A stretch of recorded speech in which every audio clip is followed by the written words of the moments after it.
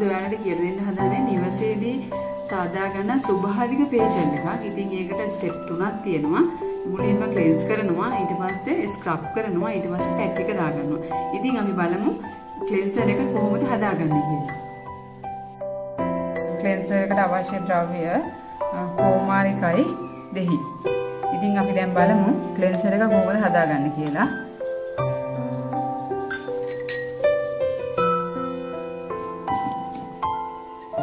දෙහි බින්දු කීපයයි කෝමාරිකයි ගත්තා. මේක හොඳින් මිශ්‍ර කරගත්තා. මේ ආකාරයෙන් හොඳින් මිශ්‍ර කරගන්න.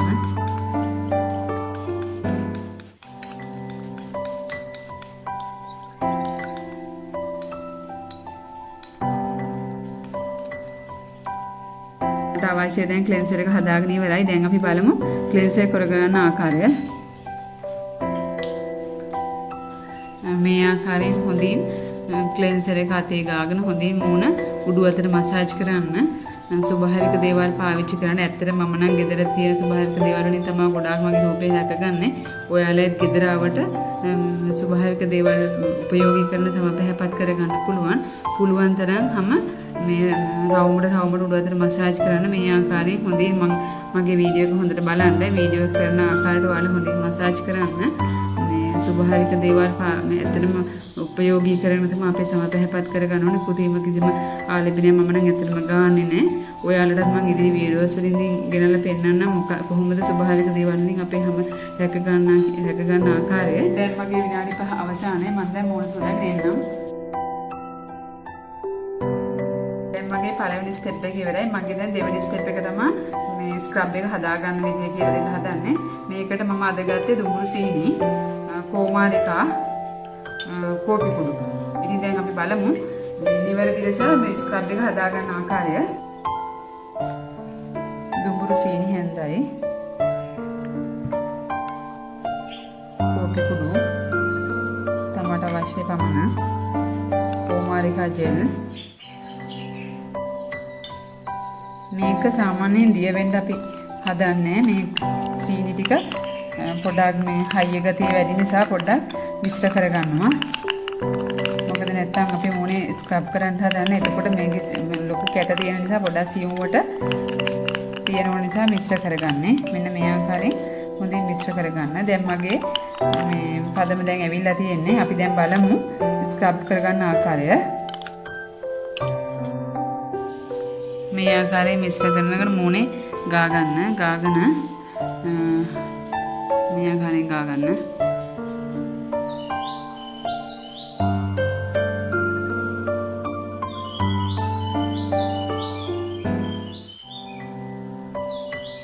මේක අත් දෙකම පාවිච්චි කරලා තමයි අපි ස්ක්‍රබ් එක කරන්න ඕනේ. මෙන්න මේ ආකාරයෙන් හොඳින් අපේ මැරුණු සම ඉවත් කරගන්න පුළුවන්. ඔයාලා මේ බලන්න මේ වීඩියෝ එක දිහා හොඳින් රවුමට උඩු අතට මම මසාජ් කරන්නේ. මේ ආකාරයෙන් හොඳින් මසාජ් කරන්න. මේක අපේ ඇඟේ මුළු ඇඟෙම පාවිච්චි කරන්නත් පුළුවන්. ඒක ගොඩාක් හොඳ ප්‍රතිඵල දෙන දෙයක්. මම නම් අද හොඳ කෝපි කුඩු තමයි ගත්තේ. ඔයාලා බීලා ඉතුරු වෙන කෝපි කුඩු මණ්ඩි ටිකක් මේකට පාවිච්චි කරන්න පුළුවන්. ඉතින් මේ ආකාරයට හොඳින් ස්ක්‍රබ් කරලා විනාඩි 10ක් අනිවාර්යෙන් තියන්න. තියලා ඉවරලා තමයි මූණ සෝදා ගන්න ඕනේ. මෙන්න මේ ආකාරයෙන් හොඳින් මසාජ් කරන්න. ඇත්තටම මාව දැක්කම සවල්ල දැන් බයක් හිතෙනවා. දැන් මගේ විනාඩි 10 ඉවරයි. මම දැන් මූණ සෝදාගෙන එනවා. දැන් මගේ ස්ක්‍රබ් කරලා ඉවරයි. දැන් මගේ තර්ඩ් ස්ටෙප් එක තමයි දැන් කරන්න යන්නේ. ඒක පැක් එක හදාගන්න විදිය. ඒකට අවශ්‍ය වෙනවා ලාහුණු, දෙහි, අම්මට හාල් පිටි හදන්න විදිය කියලා දෙන්නම්. එනිසා මේ පැණි, කෝමාරිකා, කුඩු කරගත් අමු කහ. හදාගන්නදී මම ඔයාලට කියලා දෙනවා කිව්වා මේ කැකුළු හාල් වාජනයකට දාලා මෙන්න මේ ආකාරයෙන් බලන්න. වාජනයකට දාලා වතුර ස්වල්පයක් දාන්න. ස්වල්පයක් දාලා පැය දෙකක් විතර ගියාට පස්සේ ඔයා බ්ලෙන්ඩර් කරගන්න. බ්ලෙන්ඩර් කරලා හලාගත්ත ඒවා තමයි මේ හාල් පිටි බවට පත් වෙලා තියෙන්නේ. මේක තමයි මම ඔයාලට පැක් එකට යොදාගන්නේ. අමු කහ කුටා ගන්න විදිහට මම ඔයාලට කියලා දුන්නා. මේ වේලාගත් අමු කහ මෙහෙම මේ අමු එක මේක මම නම් හැබැයි මේ වේලාගත් අමු කහ තමයි කොටලා තියෙන්නේ. ඒක මේ කුඩු බවට පත් කළා තමයි මම මගේ මේ රූපලාවන්‍ය විදිහට භාවිතා කරන්නේ. ඔයාලට කැමති විදිහට හදා ගන්න පුළුවන්. මේ කමුවෙන් ගන්නත් පුළුවන්, වේලා ගන්නත් පුළුවන්. ඉතින් අපි දැන් බලමු පැක් එක නිවැරදි ආකාරයෙන් හදා ගන්න විදිය. මුලින්ම ලාවුල් ගෙඩිය පොත්ත සුද්ධ කරන හීනියට කුඩු කරගන්න.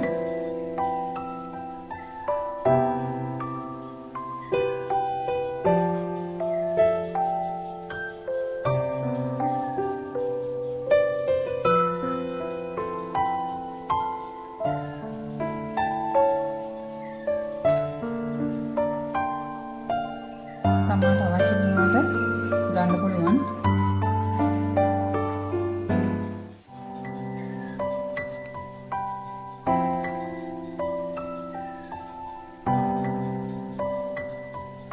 මේ ආකාරයෙන් ගන්න මට අවශ්‍ය දුරට මම ගත්තා.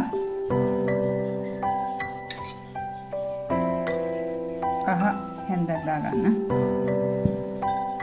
කොමාරිකා දැම්මම කමක් නැහැ. මම නම් අද කොමාරිකා දානවා.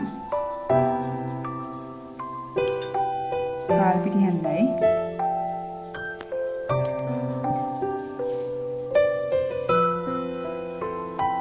තෙල් සහිත සමක් නම් විශේෂයෙන්ම මේ දෙහි දාන්න ඕනේ.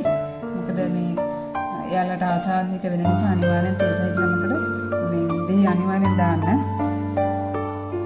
මේ පෙනි හැන්දක් දාගන්න.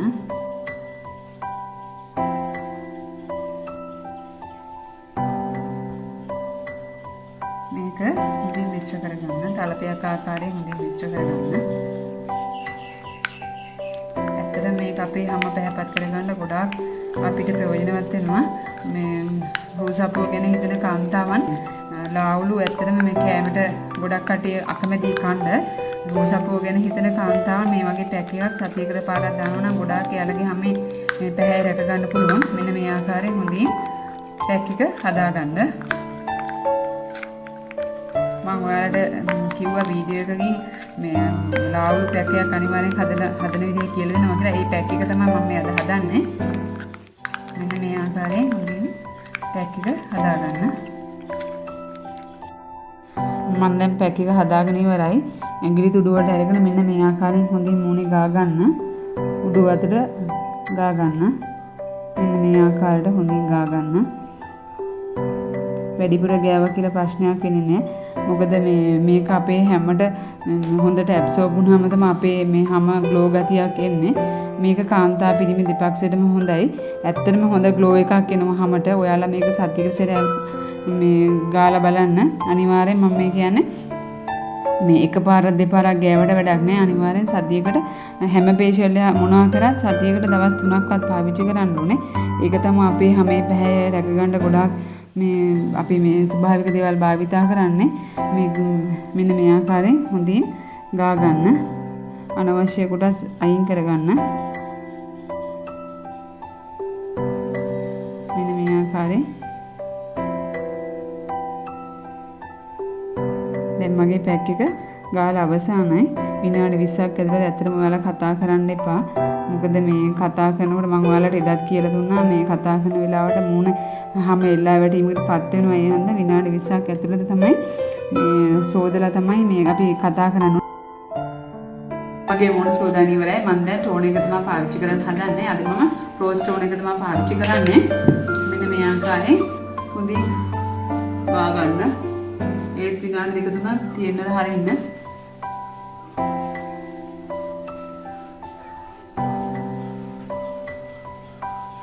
ඊට පස්සේ ඔයාලා ගෙදර ගන්න ඕන මොයිස්චරයිසර් පාවිච්චි කරන්න පුළුවන්. මේ ආකාරයෙන් මොයිස්චරයිසර් පාවිච්චි කරන්න.